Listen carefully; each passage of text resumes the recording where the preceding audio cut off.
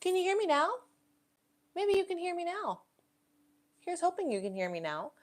Um, I'm working on this whole learning new technology thing. So if you're here, hi. Can you hear me now? Yes. Phew. Thank you, Lauren. Also, hi. Glad you're here. Thank you. I had a new microphone. I got a new microphone. Look, I can walk far away, and you should still be able to hear me the same as if I'm coming close. Pretty fancy schmancy for $30. So I wanted to test drive it in this cool little vertical live video thing. Um, and since I don't have I can hear you loud and clear. Thank you, Lauren. That's super, super helpful. Good morning, my friends. Happy Friday.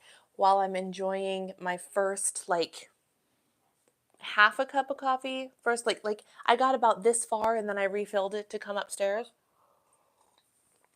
I went and I had, what's really cool is I can look away and I don't have to worry about the sound. That's actually really great. I had a liver ultrasound this morning. It was a process that I didn't realize was going to be quite as aggressive as it was. I had no idea.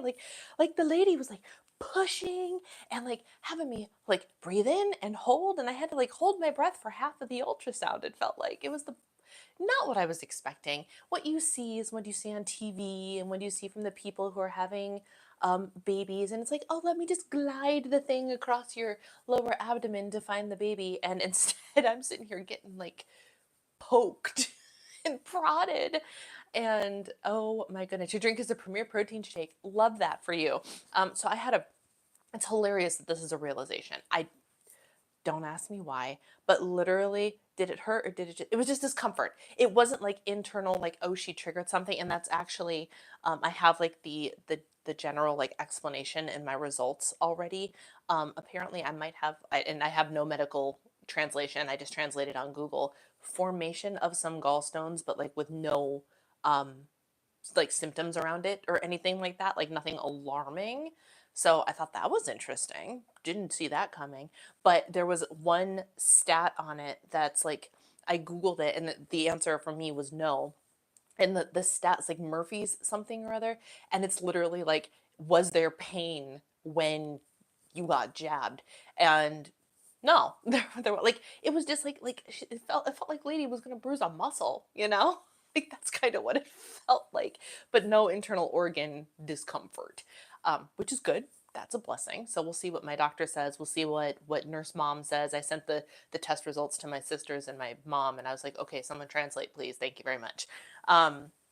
Because Google is one thing, but you don't want to necessarily trust Dr. Google because it could diagnose you with cancer and really you have no problems at all. So I look just to try and understand, but I let a medical professional actually translate for me.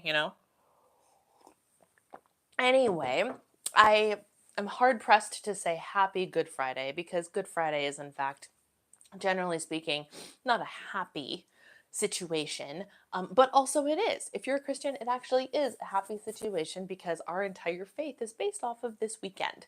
So happy Good Friday.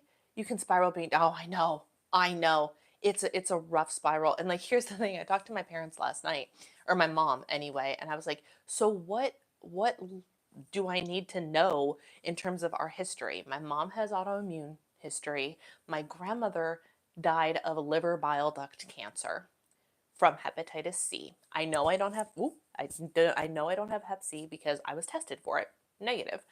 And my sister has like hemangiomas, I think they're called, on her liver.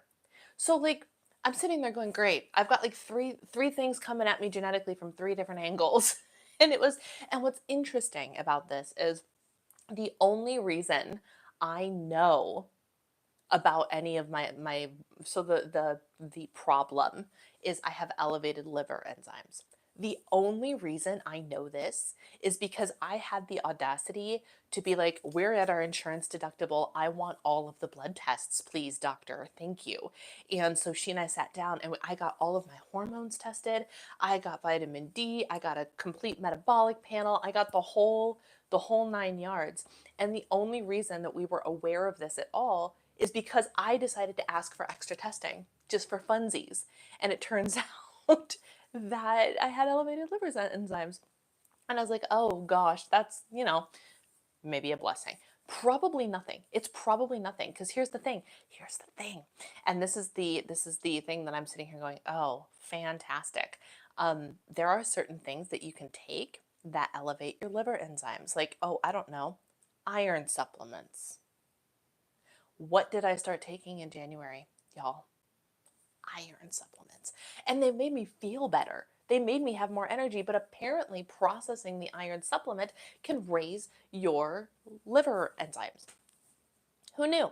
Who knew? I certainly didn't. There are also certain like herbal supplements. So now, as I've been taking my various supplements, I've cut way back. I haven't actually taken a multivitamin in like a week and a half, but I take my vitamin D and stuff every day. And I Google every single supplement, B12, vitamin D, and how it affects the liver enzymes. And I take it if it says there is no adverse effect to your liver enzymes. I was like, this is not something I thought I was going to have to like monitor. And then the other thing that was shown on my test results was, oh, I don't have it pulled up anymore.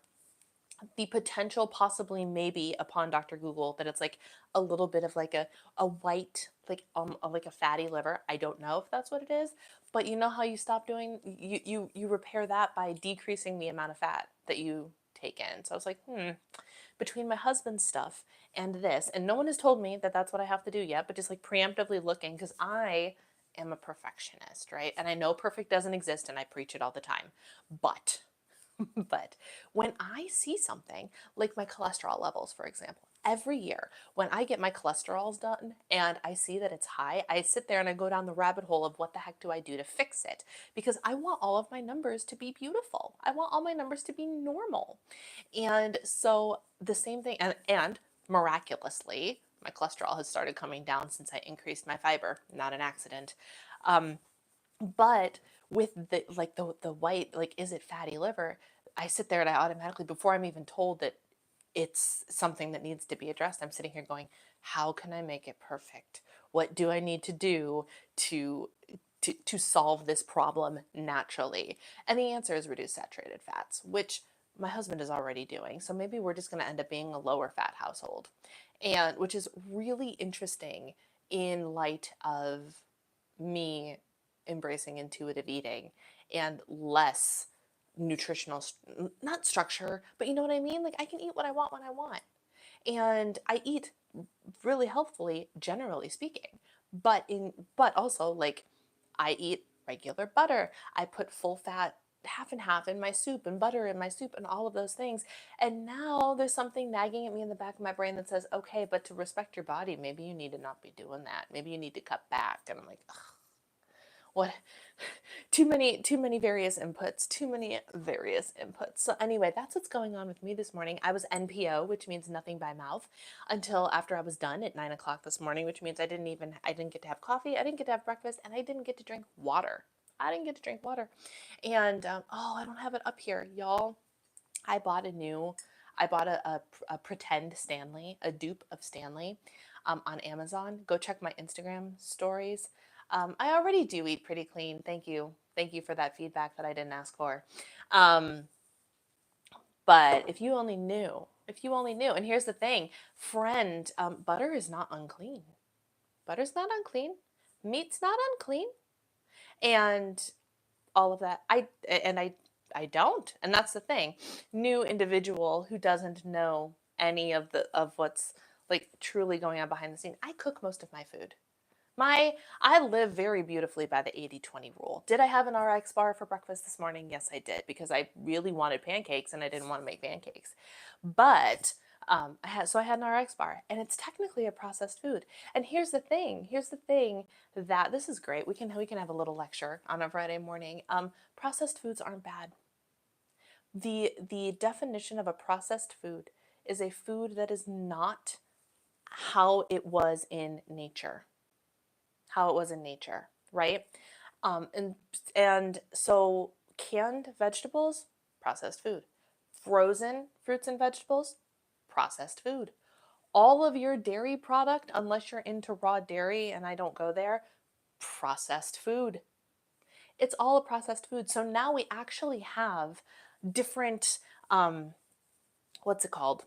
Labels. We have different labels. So we have the processed food, and then we have the ultra processed food. And that's your potato chips. That's your fried food. That's your whatever you want to, you know what I mean? Like, so we've got an ultra processed label now, because processed, the definition of a processed food is not bad for you. Processed foods are actually very, very healthy for you, but you have to have the general nutritional knowledge to be like, okay, what's going to be more nutritious on the processed level scale? This pre-packaged fried chicken frozen meal thing, or this frozen vegetables? Both are permissible, right? And they're both processed. They are both a processed food. They are both a processed food. The frozen vegetables are still wildly nutritious for you. Wildly nutritious for you. So that's not the issue. Do I eat a Oh, good. Lovely. Um, so yes, truther. I don't even know what that means. I don't even know what that means. I mean, I'm a Christian, so am I a truther too? No, I don't think so. As I drink out of my cross mug on this Good Friday morning. Anyway, my friends, the whole reason I wanted to chit chat with you, thank you, Lauren. I wanted to share with you guys because I haven't filmed my quarterly goals refresh yet. I've been so busy doing a course launch and stuff this week that filming content has kind of gone to the wayside. So my goal is to have my April goals up on Monday. That's my goal. Goal about the goals. But I wanted to share with you guys. I wanted to pop on here and I wanted to share with you my beautiful quarterly goals refresh while test driving my new tripod and my technology on the phone and all of that jazz. So what is a quarterly goals refresh? This is where you have the opportunity. I use the Cultivate What Matters power sheets, and every quarter you can refresh the goals that you set for the year. And depending on your desired approach, you can take a couple approaches to this. You can choose not to refresh or change or rephrase your goals at all, and that's perfectly acceptable. B, you can take your quarterly goals refresh and reword the annual goals that you have set. That's an option. Or C, and this is the approach that I kind of take, I use the quarterly goals as an opportunity to hone in on annual goals are still sitting there, but what do I want to focus on for the next 3 months? What is my intention? What are my goals? What are my annual goals for the next 3 months? Does that make sense? What are these quarterly goals? And the way that I have these set up is I have intentions, mindsets, ways of being, ways of thinking, things to embrace. That's what these are. That's what these are. And then in my actual power sheets, those are my actual power sheets. In my April tending list, which you guys will get later, I have the actual like tangible, actionable to do item goal things. Does that make sense? So I wanted to tell y'all just what my quarterly goals refresh is, okay?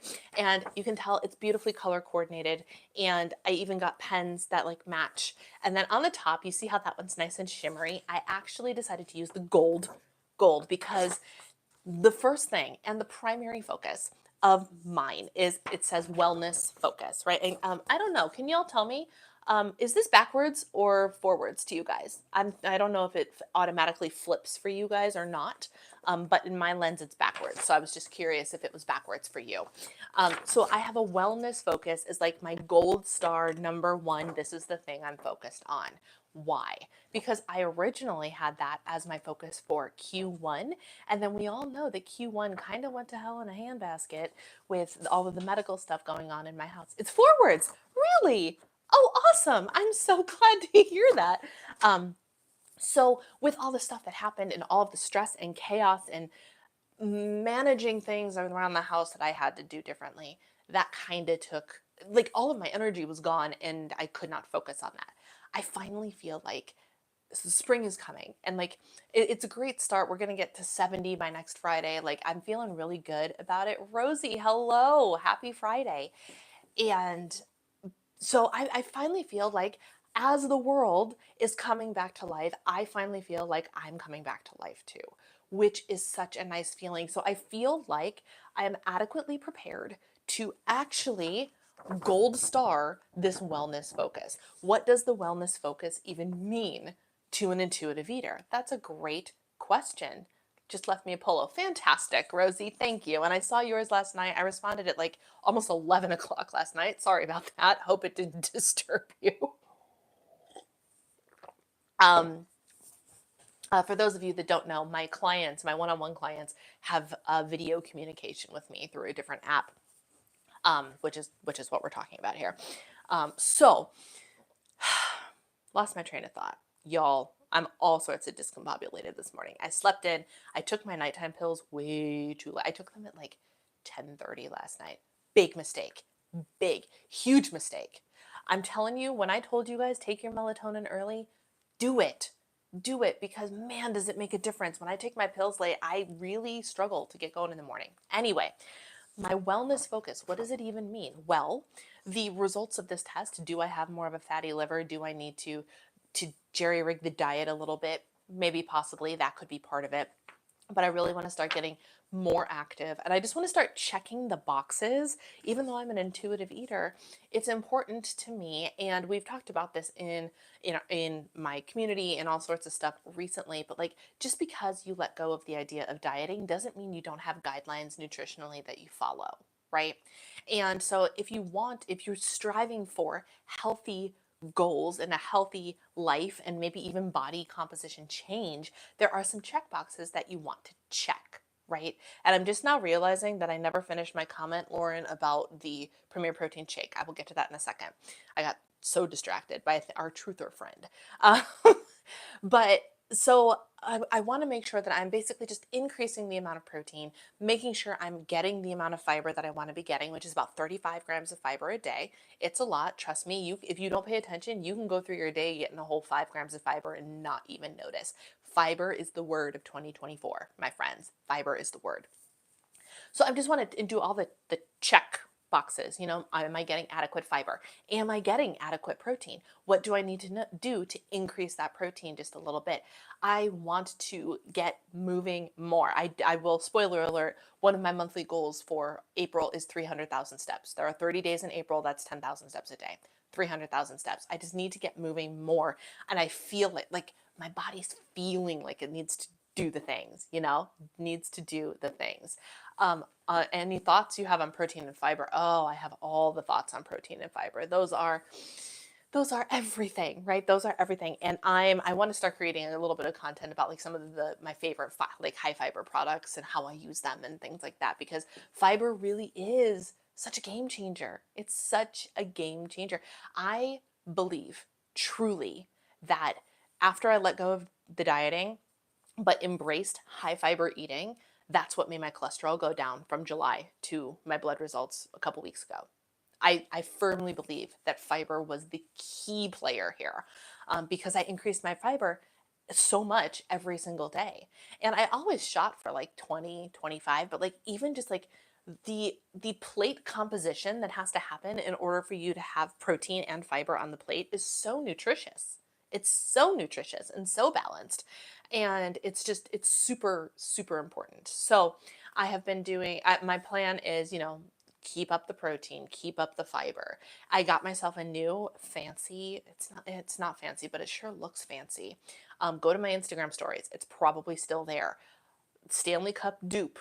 That is beautiful. It's in my brand colors. It's glittery. It's everything I wanted. It's a 40-ounce tumbler. Stanley who? We don't need a $45 Stanley Cup. I got this for $23. Thank you very much. And I ordered it yesterday and it came yesterday. Gotta love Amazon Prime. I got myself a new fancy thing because it's 40 ounces. And to increase my water level, I'm like, okay, if I drink 3 of these, I'll get to 120 ounces, which is basically a gallon. A gallon's 128. So if I drink 3 of these a day, I can get to my increased water goal as well. My cholesterol was a bit elevated my last physical in September, and I would love to get back in my normal range. Increase the fiber. Increase the fiber. And so things with cholesterol in them is not bad. Cholesterol in food is not what creates cholesterol in the body. So you don't have to be like, "Oh, I'm never eating a whole egg ever again." No, we don't have to play that game. But what really helps is minding your saturated fat specifically. Saturated fat is found in full fat dairy, and mostly full fat dairy and meat products. And the occasional, depending on what type of oil, like palm oil, coconut is a high in saturated fat, as opposed to olive and avocado oil, which is low in saturated fats, but still high in fat, if that makes sense. So I'm not saying eliminate these things, right? But I will admit, once when I saw that my cholesterol was more elevated than it was previously, my last blood draw, I was much more intentional about where I put the butter, right? Instead of cooking all of my vegetables in butter, and because I can, um, calorically and regular fat gram wise, using olive oil versus using butter is the same, just about, maybe give or take 10 or 15 calories, but saturated fat content, very different. So I switched to mostly using olive oil and avocado oil, and then saving the butter for my Premier Protein pancakes or for a piece of toast or a good piece of bread. Like, put the butter where it counts, as opposed to put the butter on everything because I can, right? So I swapped that out. I don't eat a whole lot of high saturated fat meat anyway, but just being aware of it, and being intentional about the choices, but then leveling up the fiber, because the fiber is what can attach to that fat and sweep it out of there. So that's what you want. So if your LDL is a little bit elevated, and here's the thing, medically, and I am not a medical professional, but this is just based on some of the research I have done lately. Medical professionals are discovering that slightly higher cholesterol is actually not as detrimental to our health as previously thought. So if you have slightly high cholesterol or slightly high triglycerides, that could just mean that there's fat in your blood that's also the good fat, right? Which is not as harmful to your health. It's things like the LDL specifically, right? LDL is the not great one, that you want to keep an eye on, and that's the saturated fat one. So obviously talk to your doctor and all of that, but increasing your fiber intake. Hi, Lori. Increasing your fiber intake can help you. It helped me. Technically speaking, it can help you quite a bit, but each body responds differently. For whatever reason, my body responded real well to the fiber thing. If you are increasing your fiber, and if you're going from very little fiber to 35 grams of fiber a day, please do it gradually. And please, for the love of all things good, drink plenty of water. Otherwise, you are not going to be a fan at all of what happens digestively.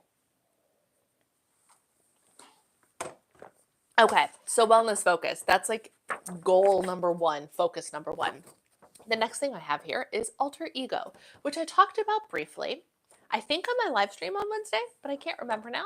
It might have been last week, might have been somewhere else. I honestly can't remember. I'm reading a book called The Alter Ego Effect, and it is a very interesting book, and it is just something that I would like to read, contemplate, and kind of design, and kind of learn how to lean into that alter ego. The concept of an alter ego, we all know who Beyonce is, right? Beyonce, who is a girl who grew up and like sang in her gospel choir in her church. And as she started to become famous, as she started to put herself out there, and now she's like one of the most famous people ever, right? She had an alter ego that she embodied whenever she was performing. She wasn't Beyonce, she was Sasha Fierce, right? You may have heard that. That's the entire concept. When she went on stage, it wasn't Beyonce performing, it was Sasha Fierce performing. And Sasha Fierce had everything it took to perform well and be that person, that celebrity, while protecting Beyonce as a person, and so I'm not going to go into it now because I'll probably do a whole video on it later, but know that just that's one of my focuses, my foci for the month or the quarter, is to really like kind of just like contemplate and play with this concept, okay? The third one, the pink one, is embracing feminine energy, really liking how that's helping me feel more in flow, want to do it more, want it to be a primary focus. My green one is course creation. I want the entire, well, obviously the entirety of my course has to be done. I start dropping content not this coming Monday, but the following Monday. And it's a 5-week course. If you guys are interested in my course, which is called Craving Control, and it is my 5-week, 5-step process to regaining the control that you feel you are lacking around your favorite foods. And it is one of the key goals to being able to finally lose weight without some dieting and to be able to embrace food freedom and all that good stuff. I do have a link down below where you can purchase. The cart is open only until next Thursday. It closes next Thursday. So if you want to check that out, go ahead and do that. The link should be down below. But my primary work coaching goal is to create that course. And then I have Diva and the Divine 2.0.